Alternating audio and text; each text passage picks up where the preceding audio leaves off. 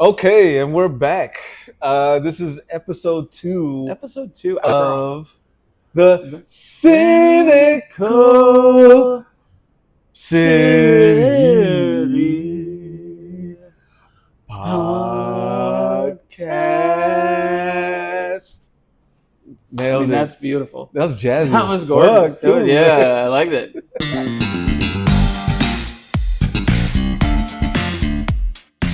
We're back at the Tap and Ash here in Las Vegas, Nevada. The Tappin' Ass Cigar Lounge. Ash, it's Tap and Ash. Yeah, that's right.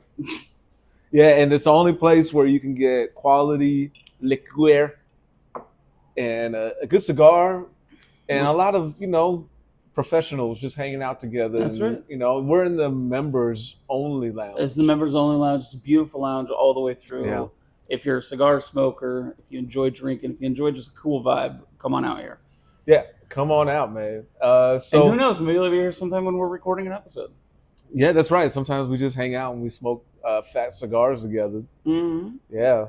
And you know what? If you're tuning in to episode 2, thank you, because we left you hanging on episode 1, and we're here to continue some of our stories that we were going to tell. Absolutely. And let's go back to it, because when last episode we had just found out that you did kill Tony at the belly room at the comedy store. That's right. All right. Do not look this episode up. It was not a good episode for me. Okay. I was one of those people that was brand new in the comedy. This is back in 2013. Did he have someone on the panel? Yeah, he did. He had a guy named Rick Fox. Rick Fox. Look that up. Fuck. Damn it, you tricked me. Anyway, I'm not giving any more details about this show, but just know that I was a first-year comic. I told a couple jokes. One of them involves Shaq's penis, and I don't remember how it goes. I just know it bombed, just like my whole set. And then also, I was mostly surprised I even got on, and I mentioned that twice during the interview, and they ripped me apart for even saying that. Yeah. So, well, because people say that all the time on that show, and it's amazing to me because you're putting your name in. Now, I don't know what it was back then, but now it's like 250, 300 names are in there. You can't necessarily expect to get pulled up, but you also shouldn't be you put your name in there. That's right. And they said that to me and reminded me that I was being an idiot. There we go. So, yeah, we did the interview and it got posted online. I never listened to it back. I don't ever plan to. It's like one of those bombs that you have in life where you just don't want to relive it. But I have tried to get on Kill Tony since. And they were here in Las Vegas doing the Resort World that you were featured on as a golden ticket winner. That's right. Yeah, so I signed up for that, and guess what? Didn't get on. Not at all. No, not at all. Did you, when you did when you went to the Las Vegas one, have you ever thought about doing the Austin? Have you ever gone to Austin? That's what I'm trying to ask. You know what? I've been to Austin, but it wasn't for Kill Tony specifically. I was on the road with Craig Robinson. We were doing Cap City. Okay. You know. Hold on, you dropped the name. You also dropped Ash I know, over yourself at the same time. That's right. Yeah, I was at Cap City, but because I was with a celebrity, we were able to make a visit to the mothership. Yeah. In its first year of being there, and that was a great experience. You know, because as a regular comic, you don't get special treatment when you go to any club, but when you're a famous person like Craig is, they walk you in, people greet you, they take you to the green room. Got to hang out with a lot of hilarious, famous comedians that were there, and shoot the shit. I wasn't there. Yeah, I said famous, Oh. and I got to meet Joe Rogan. Oh, okay. That was cool. Another one. I can drop a few more if you want to get some exercise. Yeah, so I got to meet like a lot of comics I'm fans of, and we took a picture that with Adam Egget, the Oh booker, yeah, Adam. and He's always they posted it. You can look that shit up. I'd rather you look that up than my Kill Tony episode. yeah, because I'm gonna try to put the Kill Tony episode in this episode. If you're watching on YouTube. You son of a bitch. He's not gonna find it. So anyway, where were we? Where were we? Man? So, do you remember? Do you remember any of the jokes from that? You said that you talked about penis. Yeah, I talked about Shaq's penis. I may have told a joke about. Did you please tell me you used the microphone as an example of Shaq's penis? I did not. Oh, okay. I wanted to see how hacky this joke was. Yeah, well, you'll see when you do your research because I'm not helping you out on this one at all. I was telling Todd earlier. So one of my first jokes I ever wrote was, "Hey, I'm mixed with black and Middle Eastern, so my favorite place to eat in LA is Roscoe's Chicken and Falafels." I get it. You son of a bitch. It's okay. You know what? When I first started doing stand, I remember the first line I ever said on stage. I was doing stand up in Olympia, Washington, and I was going to try to kiss up to the Wokals, which is my name for their woke locals. Yeah. My first joke was, "My name's Todd. I am a straight white American Christian man. So I want to start by apologizing to everybody for everything ever." And how did that get received? One person laughed there too. They could tell it was sarcasm. Maybe if I delivered it sarcastic, I was trying to be. I was like, "Hey guys, I'm sorry." Yeah, this is way before your edgy racial humor came into play, right? I don't know. It's only edgy because I take up so much room. Yeah, it's only edgy because there's no edges. It's just a lot of round edges. Is Todd going to be there? He's around. Literally. Yeah, that's great. Well, now that the fans have gotten to hear a story that they didn't ask for. Yeah. The fans, which by the way, I think we talked about this before off air. What are we gonna call if you're watching this, if you become a fan and you subscribe, and please subscribe, actually, whether you're watching this on YouTube or if you're listening to it on wherever podcast or whatever, subscribe and you will officially become a cynic. No, cynical penis. A cynical penis. You'll be. Yeah. Man, master riffer over here. Real quick, I did ask people on TikTok if they wanted to get any advice from us. And we got one. Okay. Lost Boy, BOI. Lost Boy. Asked, any good budgeting ideas? How are you with your finances? Okay, I get it. A lot of young men have issues with budgeting because you spend all your money on dumb shit like, weed, bitches, new shirts, and you forget hey, you got bills to pay that matter. So when it comes to budgeting, as a grown ass man, saving up for the rent always comes first, the bills, and then the rest of it goes to pussy. This is the worst advice. But you know what? Can I tell you my first piece of advice? Don't ask two broke ass comics about budgeting. That's true. I mean, we do spend most of our time telling dick jokes and, offending people. Yeah. So we wouldn't recommend you budget your time for that. No. We want you to budget your time to this podcast. Oh yeah, budget your time for us to tell the jokes. Become a cynical penis. Yeah. Here's my best advice that I've done for budgeting. Budgeting is a headache. Doing the budget, figuring it all out, it's a real pain in the ass. So just don't make money, and then you don't have to worry about it. Don't make money, and you don't have to worry about it. Yeah. You could live on the streets of Olympia, where Todd started. That's right. Yeah. Right there on the streets of Olympia, Washington. Did you ever do any stand up in Washington? Nah. Wait, Seattle. That is Washington. It's the biggest city there. Where in Seattle? Where did I do? I did a couple open mics, I believe. I did. Was it at Laughs? No. Oh wait, no. I did the what you call it, the underground. Oh, okay, yeah. It's not there anymore. That's It's what I heard. gone. Yeah, Yeah, yeah. it's It's gone under. it's gone I guess you under. could say. There was another one I did at some coffee shop, and I was on. That was actually my first time on the road as a comic. My first year. Big Irish Jay Hollingsworth, Shout out Big Irish J. the homie. Yeah, he thought I was funny enough to take out and help him drive 16 hours from LA to Seattle. And we did a show in Canada as Oh, well. nice. Yeah. Vancouver. Yeah. Yeah. What would you remember? What club that was? Was it a club? Laughs something. Laugh line. Laughs. Laugh lines. Laugh. Some, I don't think it's around anymore. Laugh. Haha. Eh.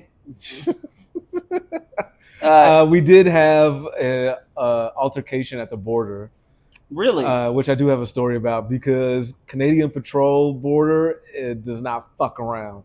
They No, are they the do not. strictest border crossing patrol I've ever experienced. I mean, not now that Trump's in office. I think that ours might be a little stricter, but Good point. yeah. Yeah, I remember we were approaching my first time going into Canada, and Jay says to me, "Hey man, don't say anything about us being comedians because I do not want to pay taxes on these shows that I'm making money for."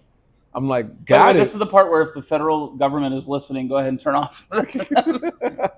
Yeah, Shout out to Big Irish J in prison. he has a flourishing career. He's doing fine.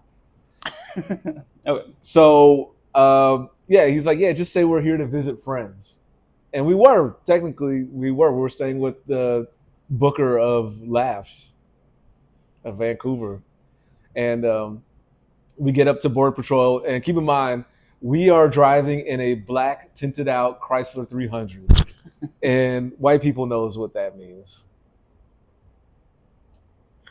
There's trouble inside. There's trouble inside. Absolutely. Yeah. So we pull up. They're like, so what are you guys here for? Oh, we're here to see friends. Jay's doing all the talking. And then they look at me like, yeah, is that right? And I'm like, yes, sir. And they're like, do you have any drugs or alcohol on you? We're like, no, sir. That'd be great if you're like, yes, sir. No. And they're like, how about this? Why don't you pull over and come inside? So we pull over. They get the dogs out to sniff out the car. Guess what? Spoiler alert, they found nothing. We didn't have anything on us to start with. But they did question us. And they got very serious and very scary very quickly. Really? Yeah. Yeah. I used to go up to Canada all the time, and I get pulled over every couple of months. And it's intense. It's a tense month. I used to get scared because the American side would pull you over sometimes too. Oh, yeah. And that would always scare me, and I don't know why. Because looking back, they're not going to keep me out of the country. Like I have every right to be here. But speaking of, if you are in the Washington State area, come see me on July 26th in Spokane, the 27th in Tacoma. Also in June, I'm going to be in San Diego. Please come buy tickets to San Diego. It's a comic. It's at Mic Drop in the Gold Room. So please come see that. And then in August, the 29th and 31st, I'll be in Lake Tahoe. September 20th, Biloxi. September 21st, Nashville. October 3rd and 4th, Wichita, Kansas. Hopefully a lot more dates in between. And then every Wednesday night, right here in Las Vegas, at the Plaza Hotel and Casino, inside the Sand Dollar downtown. That's right. And you can catch me in these streets. I interview drunk people for social media. Follow me at Amiracle Comedian on TikTok, Instagram, all that shit.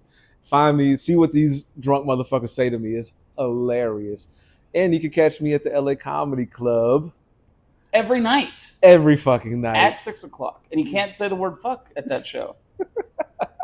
But watch me do it anyway. You know, But it's a funny show. It is a funny show. Even with you on it. We have our moments. Um, Anyway, so the Canadian Patrol. Oh, that story wasn't over. No. Oh well, no, I'm a dickhead. I thought that was the end of the story. I'm sorry to bore you, Todd. No, it's just my ego is so big. I was like, all right, well, that's enough of him. It's my That's a turn good time to plug my dates in the middle of your fucking story. Todd's one of the nicest people I ever met, just so you know. But yeah, they separate us, and they're like, "All right, do not look at each other, do not talk to each other. We're gonna question you to see what's really going on here." And so they started going through our Facebooks at the time, Oh and they shit! started investigating why we're really in Canada. So they pull up Jay, and they're like, "Jay, why are you here?" They're like, "Oh, I'm here to see some friends." Is that it? Really? And he's like, "Yeah, that's it." All right, sit back down. They pull me up. They're like, "So Amir, we're going through your Facebook. You want to tell us why you're really here?" I'm like, "Yeah, just see some friends." "Well, it looks like you're a stand-up comedian, and you're going to. And I'm like, "Whoa, whoa. Yeah, I'm a comic." They're like, if you fucking lie to me, we're going to lock you up, we're going to fine you, and send you back to the States. I'm like, "Okay, we're fucking comics, man. I give up. You got me, motherfucker. You got me. We're here to do a couple shows, okay? I'm sorry." Wow, you just gave it all up. I fucking caved. I would be the worst. The worst fucking. Anyway, so they sit me back down. Jay's looking at me like, "You fucking, you fucking pussy ass." Jay's regretting bitch. every decision he made that led him up to bringing you. Last time we went on the. And then they're like, "So, Jay, come back up here. It appears you are here to tell jokes." And he's like, I'm not. Anyway, so they. This was like big fat Jay too, right? So he's like Jay. sweating heavily now, and he's like, yeah, he's having asthma on the way up to the stand. yeah. Anyway, so Jay, and he admits it as well. And they let us into Canada, and I do not hear the end of it from Jay to this fucking day. By the way, Jay has his own version of the story. It makes me look very bad. But Well, that story didn't make you look great. I'll be honest with you. If his version makes you look even worse, yeah, if the truth makes you look even worse, yeah. we'll have Jay on here at some point. I used to when I used to wrestle up in Canada, I'd go up there all the time, and I would say I'm going up to wrestle because if they found my stuff in the back, but I'd say it's training, and I'm not getting paid for it. And I think because they'd look at me and be like, "Well, he's probably not getting paid to do anything athletic," so we buy that. And it was like years where I was going up there, and there were times where like I'd done it so many times that there were times they were just like wrestling, and I'm like, "Yeah," and they go, "Okay." And I think that they just got to a point where they're like, "This poor fat bastard is not going to make a dime doing this." Meanwhile, I was main event in Bridgeview Hall in Surrey. Oh, wow. What was your wrestling name when you were? Back then, I was the American Wet Dream. So Hot Stuff by Donna Summers would play. I'd come out and give women lap dances in the front row. It was gross. I thought you called yourself Todd the Bod. No, I did that a little bit. I changed my name a few times through wrestling. When I ended wrestling, I was Top Choice Todd Royce, which I liked. Yeah, that's a slab of meat I'd put on the grill. Grade A. Grade A top. I'm choice. surprised you didn't tell me this podcast was going to be called The Pod with Todd. Yeah, I thought about it. It should just be Todd Royce The Todd Pod. with Amir. with Amir, small letters. Yeah.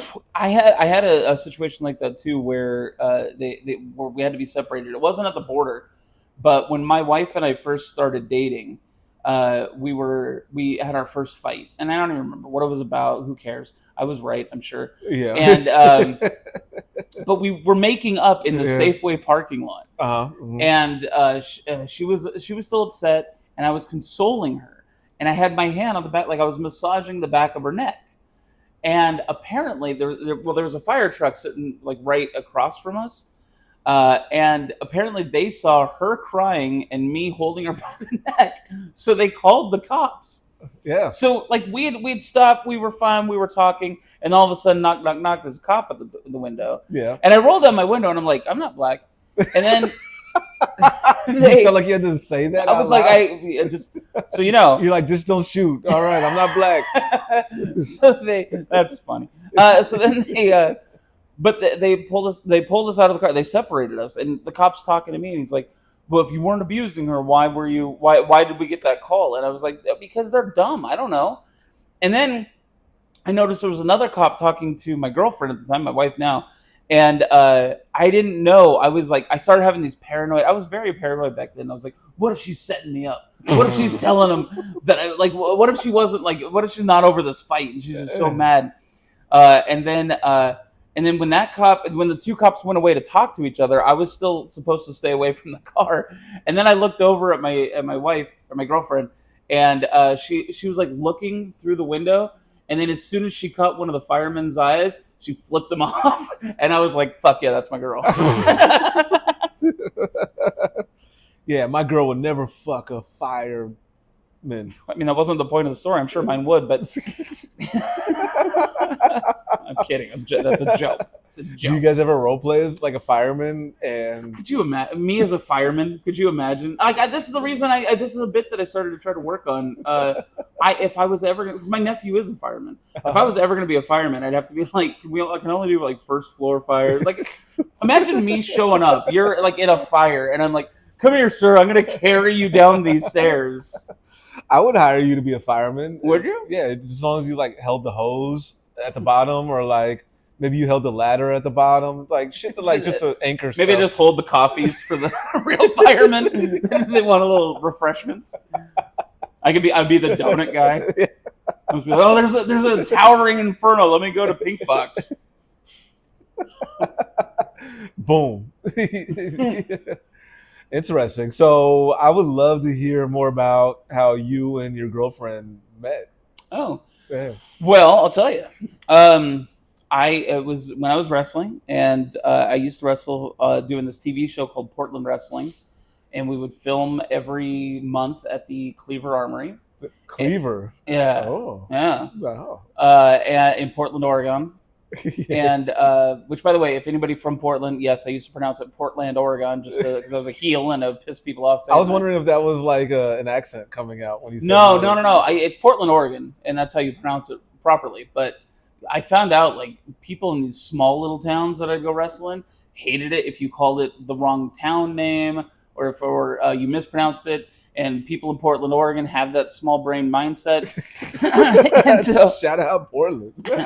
and so I'd be like, all of you people here in Portland, Oregon. And it would just be, boo! It's the worst type of heat to get as a heel. People are just like, that's not how you say it. And so she was there with some friends, and they hung out after the show, and I was hanging out with my friends after the show, and we just got the two groups of people together, and we were like hanging out, and then me and my wife at the time, my wife now, her name's Rachel. That just makes the story a lot easier. I'll Sure call her it is. Rachel for the Yeah. story. Sure it is. All right, her name's Richard. Yeah. No, but, so we just started organizing all the get-togethers, and then next thing you know, that charm, that famous Todd Royce charm. So Now, I will say that I do also want to point this out. We got together when I was at my absolute thinnest I ever was as a grown adult. 400? No, I was like, legit, I was 285. Whoa, that's impressive. Yeah. And then we got together, and then like we moved in together, and then all of a sudden that scale just started going. I can remember. I'll be honest. I don't give a shit. I got weighed on Kill Tony, so I don't care. But I'll be honest. I remember being 375 pounds and just going, I'm fine. I've lost this before. And then like I hit 401, and I was like, I might want to try to do something here. Wow. So I just want to back up for a second. You met your wife now as through like mutual friends, and were you the one to approach her and like start flirting with her? Yeah. Is that how it worked out? Yeah, I did. This was a very, again, it all happened in this tiny little window where I actually could talk to girls. I was never. Were you wearing your wrestling outfit at the No, time? this was after the show. I went up and I was like, "Hey, how's it going?" Da, da, da, da. But I did find out this is really sad because once we moved in together, Portland Wrestling they had to go on hiatus because they couldn't film for a month or whatever. So they started showing like really old episodes, and there was a early episode of me at my heaviest, not my heaviest, but when I was a lot heavier. And I had super long hair, and I had no facial hair, and I was wrestling in this in gear that like I had worn when I was really, really, really big, and Yeah. so it was like just kind of hanging off me. And my girlfriend at the time goes, "Oh, I think I remember watching this I remember watching this when it was on TV." And I go, "Really?" I Oh. go, "Could you Yeah. imagine at that time that one day you'd be living with me?" Yeah. And she goes, "No, because I honestly thought you were a woman." And I'm like, "Are you serious?" And what outfit did you wear as a wrestler? It was like a sleeveless tuxedo. Because, American Wet Dream. My whole wrestling career was based on the Chris Farley, Patrick Swayze sketch from Yes. SNL. That's Oh. basically who I was. So you had like the black shorts, sweats, Yeah. like the tighty. And okay, so also there was I did a match in San Francisco, and this was when I was on my weight loss journey, and I was too poor to get new gear, so I was wearing gear that was way too big on me. Yeah. And I did this spot where I was down on the mat and I went to kip up, right? That cool ninja move where you like land on your feet. Yeah, that's a dope move. But of course I can't do it. So the comedy was supposed to be I tried, and then finally I get up and do a fighter stance, right? That was supposed to be the comedy. What comedy turned out to be is I had my pants up around my belly. Yeah. As I was trying to kip up, I kicked the pants under my belly. And then as I stood up and got in my fighting stance, my pants fell down around my ankles. Oh, no. I was wearing tighty whities with my tuxedo shirt tucked into them. Thank God. Okay. So, and apparently, much like your Kill Tony experience, apparently there is video of that. I've never seen it. The difference is I would love to see that. I'm so egotistical. I would love. Well, that makes one of us. That is comedy. That is fucking hilarious. Unintentional wrestling comedy. Unintentional wrestling comedy. If they had Botchamania back then, that would have 100%, I'm sure, made it on Botchamania. I love this. I love hearing old wrestling stories because like there's a lot of behind the scenes stuff that happens and a lot of unintentional fucking victories that happen. And you know what? And mostly people care about that stuff when it's on WWE. But for like underground shit, independent stuff, it's also interesting because you're like, oh, you guys are trying harder because you want to impress folks and show that you are professional quality. I was trying to show Vince McMahon that no, you definitely do want a 5'10", pasty white pudgy guy on your show. You want to pay me hundreds of thousands of dollars. Would you have taken a jobber job on WWE? Absolutely. Yeah. Yeah. All right. I would have. That's too inside. Look, if you guys don't know, jobber job is where you just go in the ring with somebody who's a big comic or up and coming comic, and you're there just to take the punishment and get your ass whooped. Well, really more of a wrestler than a comic, but yeah. Is that what I said? I think you said comic. You said yeah. You were thinking about you at WrestleMania. Yeah. Whoops. I would shout out Mike Krasner, but no, I did. I actually had to stop because I remember when I was first starting to wrestle. And like nobody believed wrestling was real, especially people that I worked with at my day job. And every weekend when I'd have a match, my boss would come up to me and he'd be like, "So did you win?" And I was like, "No." And he's like, "Ha!" Starts laughing. He's like, "When are they going to let you win?" And I always thought that was insulting. But then I thought like 20 years before that, there were jobbers in like the territories that were where there was more believability, and they had to like I could just be like. Yeah, I guess at some point they'll let me win or whatever, and not have to worry about my legs getting broken. If you opened up the business to people who weren't in wrestling back in like the 60s, 70s, and 80s, someone would have broken your neck. So I can't even imagine. As a matter of fact, I tried to write a screenplay about this, about a wrestler back in the 80s who always lost on TV, and the people in his life were always like, "Why are you such a fucking loser?" And then he had like he could have been the most talented guy in the world. And that was just his lot in life. Wow. So, okay, here, I have a follow-up question to this. So, good. Wrestling, more wrestling talk, I think is good. I think it's good. I think people care because people that are fans of the Todd Royce, the Amiracle Wet Dream, they want to know some inside baseball on this one. Okay. So like wrestling is hard on the body, Yes. and a lot of people don't realize that think it's fake. Like this shit is taxing on your body, and and you being an overweight dude, like you probably have so much strain on your legs as it is. So my question is, how the fuck do you keep from getting injured when you're putting your body on the line every week?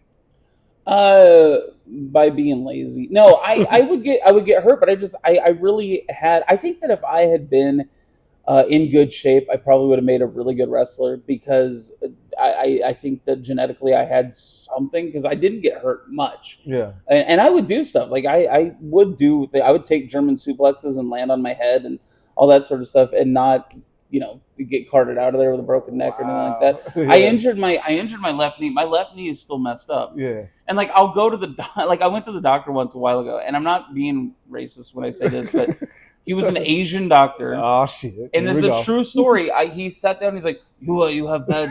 I knew it. Well, I'm sorry. Okay, so he was like, "Well, hello there, sir." Wait, what kind of Japanese was he? Japanese, like what kind of See how you made that more racist. I was already thinking what kind of Japanese. Is he? Japanese? I mean, it seemed like you were doing that accent. Yeah, so he was Japanese. He was like, no. I think he was Okinawan. I don't know. The problem with your leg, you are too heavy. That's exactly what he said, though. He sat down and he's like, they say you have a bad knee. And I was like, yeah. And they're like, well, of course, you're so big. And I'm like, no, but I was like, my right knee is fine. My left knee sucks. He's like, oh, you lose weight. And I was like, well, is there anything else that we can do? And he's like, no, lose weight and then your knee get better. And I was like, okay, let's just pretend for a minute that I'm 200 pounds. And what would you tell me then? And he's like, well, you're not 200 pounds.